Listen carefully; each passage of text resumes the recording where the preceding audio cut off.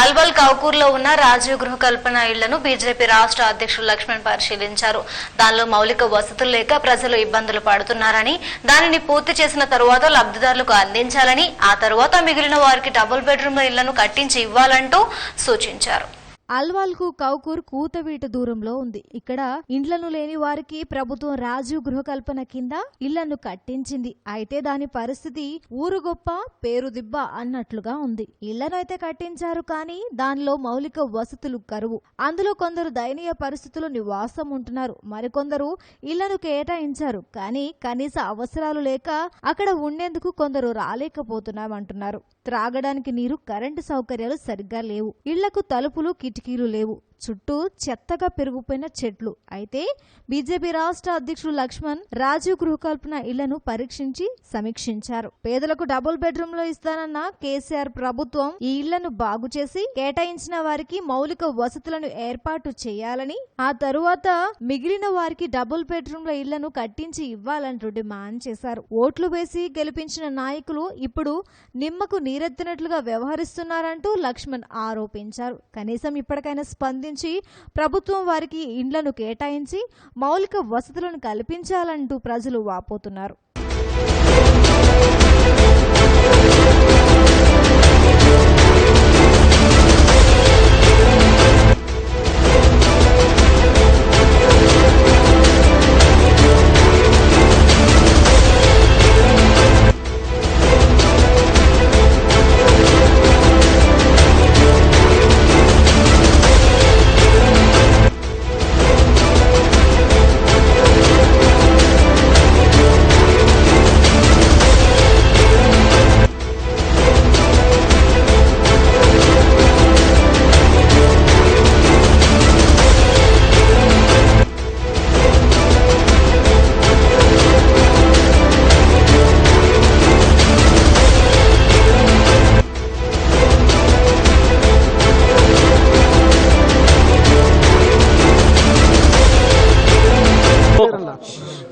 పేదలందరికీ కూడా ఉచితంగా 2 పడకల గదులు ఇల్లు కట్టిస్తామని చెప్పి పేదలందరూ కళ్ళకు ఒత్తులు పెట్టుకుని ఎదురు చూస్తున్నారు.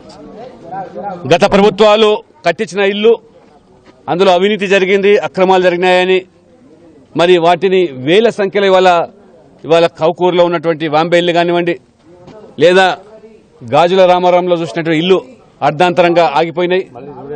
ఇంతకుముందు మరి ఇక్కడ డ్రైనేజు, వాటరు, కరెంటు లేక 65-70 వేలు పెట్టి ఇల్లు కొనే పరిస్థితి వచ్చింది. వీళ్ళకు ప్రభుత్వం ఏమో ఉచితంగా ఇస్తామని చెప్పి ఒకవైపు ఊదరగొట్టే విధంగా ఉపన్యాసాలు ఇస్తుంది.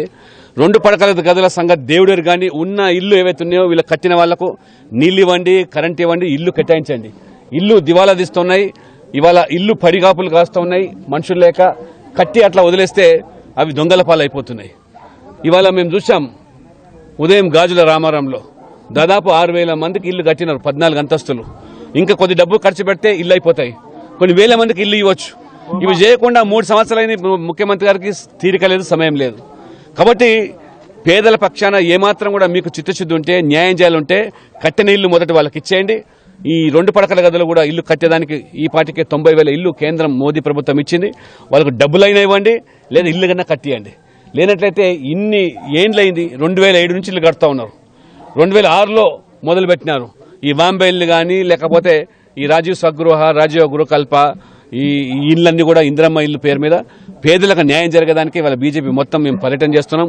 ఇల్లు కట్టి వదిలేసిన వాటికి కరెంటు లేక, నీళ్ళు లేక, డ్రైనేజ్ లేక అర్ధాంతరంగా ఆగిపోయిన ఇల్లు కూడా పూర్తి చేసి వెంటనే పేదలకు అవన్నీ కూడా మరి ఇల్లు ఇవ్వాలని, తక్కువ ధరతో ఏదైతే మరి మధ్య తరగతి దిగువ శ్రేణి వాళ్ళ కోసం కట్టిన ఇల్లు ఉందో ఆ ధరకు కూడా వెంటనే అది ఆన్లైన్ పద్ధతి ద్వారా పారదర్శకతో వాళ్ళకు కూడా ఇల్లు కేటాయించి, సీనియర్ సిటిజన్లు ఇవాళ ఇల్లు లేక, పిల్లలు చూసుకోలేక దయనీయ స్థితిలో ఉన్నారు. ప్రశాంతి నిలయమని కట్టినారు.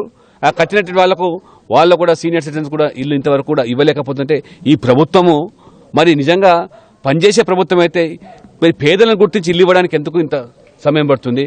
సీనియర్ సిటిజన్ గుర్తించడానికి సమయం దొరకడం లేదా?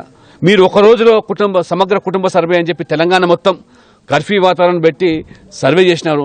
ఎవరు పేదలు ఉన్నారు, ఎంతమంది దరఖాస్తు పెట్టుకున్నారు, వాటిని పరిశీలించి వెంటనే పేదలకు